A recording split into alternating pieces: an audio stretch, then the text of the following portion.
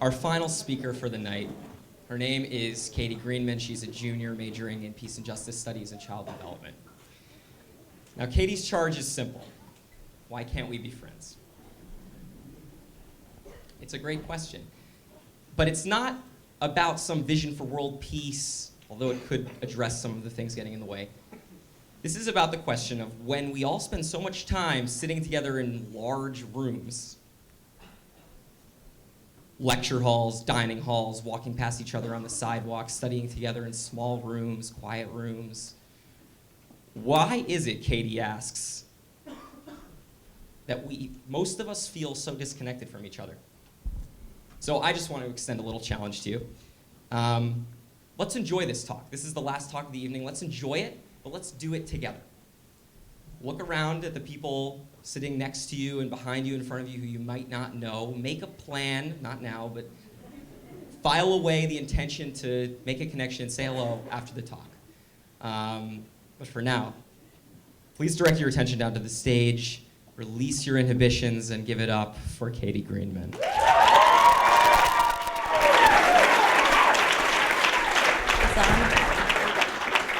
I saw a bunch of people put their arms around each other. That was fantastic. You can hold hands during this. It's so fun.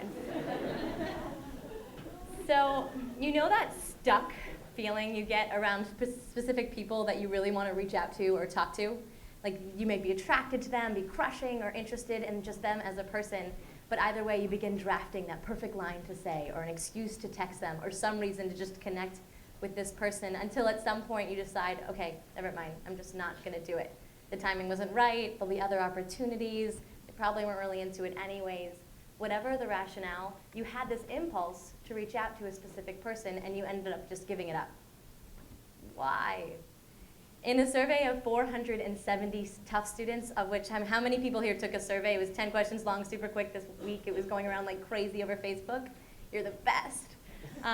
470 people at Tufts took that survey. This is the theme. And 90% of us said that we wish we reached out more day to day at Tufts University. I'm a part of that percentage. Before coming to Tufts, I wasn't used to not reaching out. I grew up on the island of the Florida Keys, where being a touristy place, in my experience, it was our culture to be friendly. You talk to anybody and everybody, that's just what we do.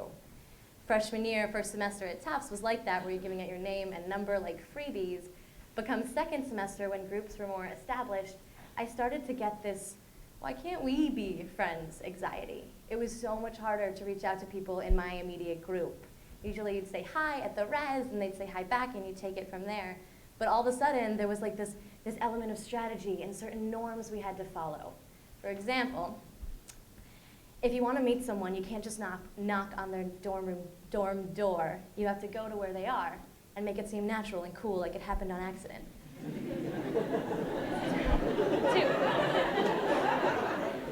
Something not like the Florida Keys. You don't say hi to strangers on the sidewalk. It just weirds them out. It's never an open for conversation.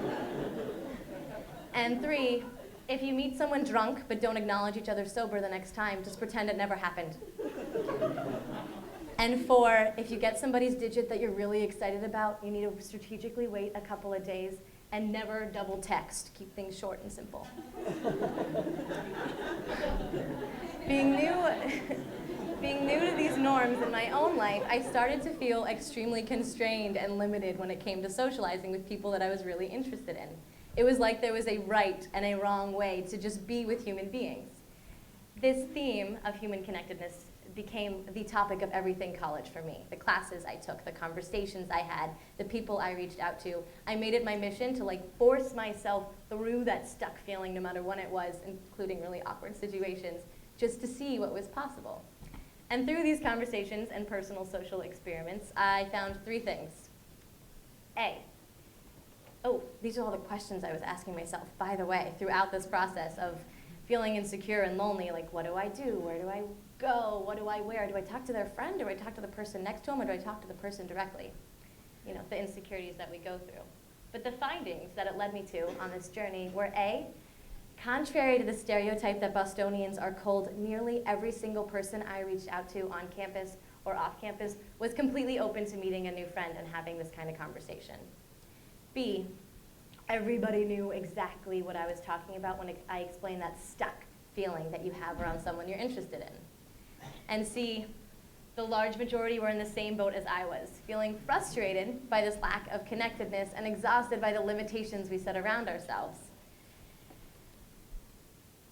In the survey, 86% of students, of the 470 students who took the survey, said that they felt alone at some point during our Tufts experience. How the heck do we get to the point of actually experiencing loneliness when we have 5,000 people at our fingertips every day?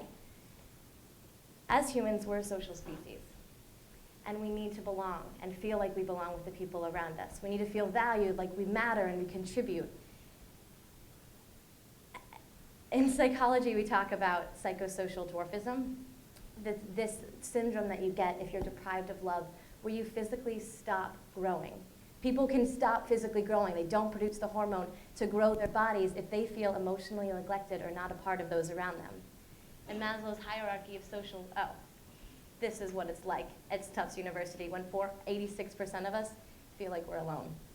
And on Maslow's hierarchy of social needs, belongingness is one of the 5 fundamental needs we all share. So why do we make it so hard to connect with one another? Part of it is because it's scary, hence the reason I'm stumbling. I'm out here being vulnerable, sharing something that I'm so passionate about in front of 200 people that could be nothing in your eyes. It's scary to put ourselves out there, to risk ourselves, to risk being rejected by these people that we just want to belong with. Especially in college, when for the first time many of us don't have older siblings or certain reputations as a reference for the people around us. It's just who we are, plain and simple, connect with me or not.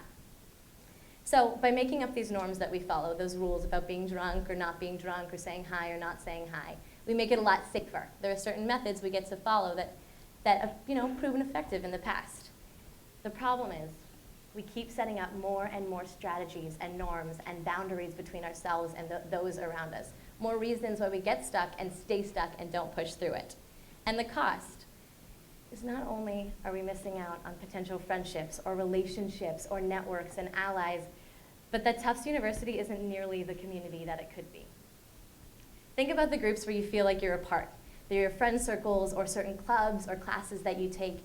It's in these environments where ideas are endless. Collaboration is so exciting, the momentum is bouncing around, and the energy is just contagious between the people around you. You pay attention better, you drink less, you learn more, and you participate more in places where you feel like you belong. So imagine how much more we can achieve as a college community if this is how it felt on an even greater level. 90% of us shouldn't wish we reached out more, we should just do it all the time, wherever we are when we have that impulse. How? By being aware of what holds us back in the first place. In psychology, we talk about the self-fulfilling prophecy, that if you believe something to be true, you act in a way that makes it true. For example, I'm an underclassman getting a sandwich, and there's a senior standing next to me. I've seen him around, but I don't know much about him.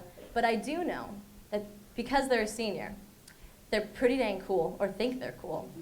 They know a lot of information I don't know, and they're probably leaving in a couple of months, so they're uninterested and unavailable for any new relationships. I have no idea who this person is next to me, what their life story is like, but I automatically throw these assumptions on them, and the impact is that I don't reach out even though the initial impulse was to make this new friend. And the cost is I just totally forgone some relationship. Who knows what was possible? Same process, different example. You're at a school event and you see a freshman that you've seen at a similar school event in the past. No idea who they are, but you wanted to reach out, and then you realize, wait, they're a freshman. They're probably flaky and immature. They're going to pretend like they know something, and they're not going to be very dependable if I need something. This same process goes for professors who we think are uninterested in our lives or too busy with their research to care about what's going on for us. Or people on the T who, even though we're like, hey, I know that song they're listening to on the iPod, but we don't ask them, even though we wanted to in the first place. 85% of us in the survey said that we often regret not reaching out to a person even though you wanted to. This could be you in line for coffee, wanting to reach out to a person and then deciding against it, having a regret later. So for the majority of us, something isn't working if we get to the point of feeling lonely, feeling lonely, or regretful for not reaching out to people. something isn't working, if we're unintentionally sabotage giving and getting the one thing that we all kind of want and need, and that's just to feel connected. So, if we could notice the assumptions that we have, the strategies that we're trying to adhere to, the norms that we try and make up, and all the things that we believe about the people around us, even if we don't know them, and we tore them down, then we could be with and get to know these people and appreciate them for exactly as the individuals that they are. Not surprising at Tufts University, 94% of people who took the survey said that they would be open to a new friendship if someone reached out to them. This includes 90% of seniors, 99% of juniors, 91% of sophomores, and 94% of freshmen. There's no reason we can't be friends. No reason we should limit ourselves to these norms and strategies that we put up and these restrictions that we put between the people around us. There's no reason we should feel lonely or regretful. So notice what holds you back in the moments when you are holding back. And reach out, because chances are they'll likely reach back.